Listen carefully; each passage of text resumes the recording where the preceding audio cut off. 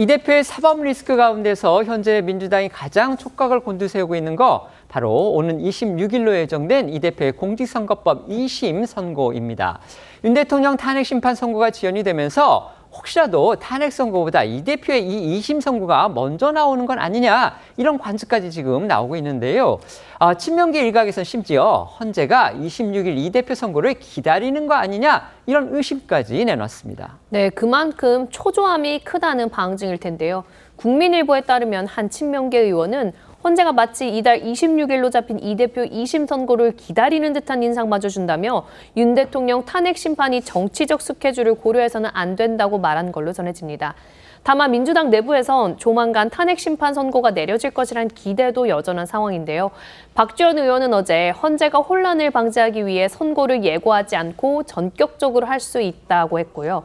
한 민주당 원내 관계자는 국민일보에 정부가 불법 시위에 대한 무관용 원칙을 밝힌 것을 보면 선고 준비는 돼 있는 것 같다고 주장했습니다.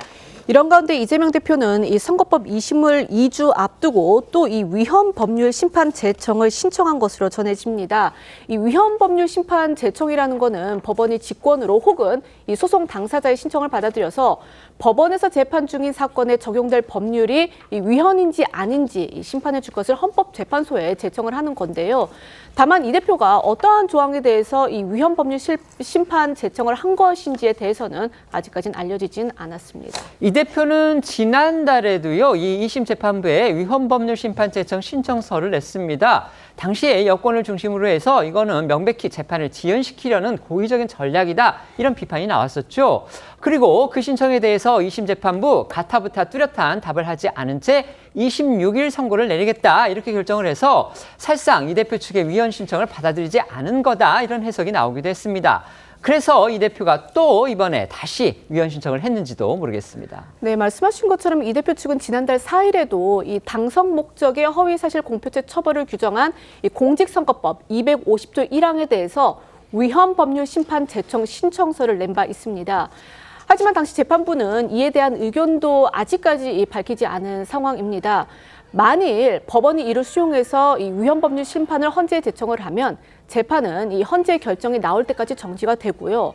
반대로 법원이 신청을 기각하면 이 대표 측은 이 헌재에 헌법 소환 심판을 청구할 수도 있습니다. 다만 재판부는 이 선고가 이달 26일로 임박한 만큼 곧바로 판단을 하기보단 예정된 선고기일에 이 두 건의 위헌 법률 심판 제청에 대해서 결론을 낼 가능성도 있습니다. 정치권 일각에서는요, 여야를 가리지 않고 대통령 석방으로 인한 변수가 이재명 대표한테 꼭 악재가 되지는 않을 것이다 이런 분석도 나오고 있습니다. 대통령 석방 변수로 커진 이 불확실성이 야권 통합의 동력으로 오히려 작용하고 있어서 이 대표한테는 유리한 반면 여권에게는 불리하다는 건데요.